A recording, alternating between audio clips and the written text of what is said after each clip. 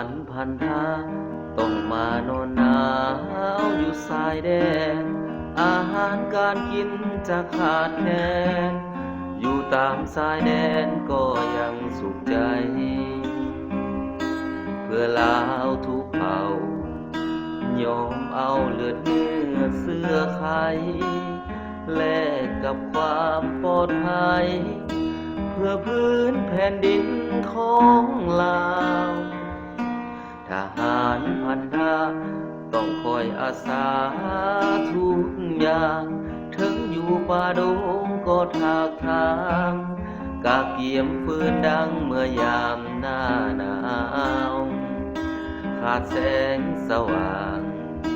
กลางคืนต้องเอางูดาวมาเป็นเพื่อนคลายหนาวจนดาวลับลอยไกลตานอ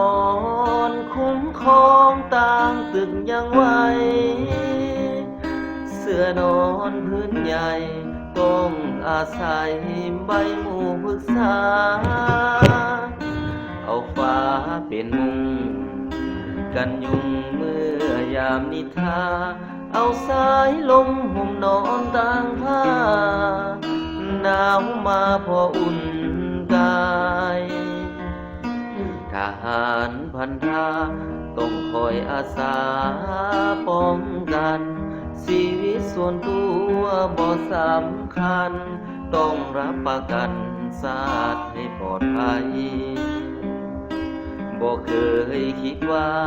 จะขอเอาค่าตอบแทนใดๆพันธะของลู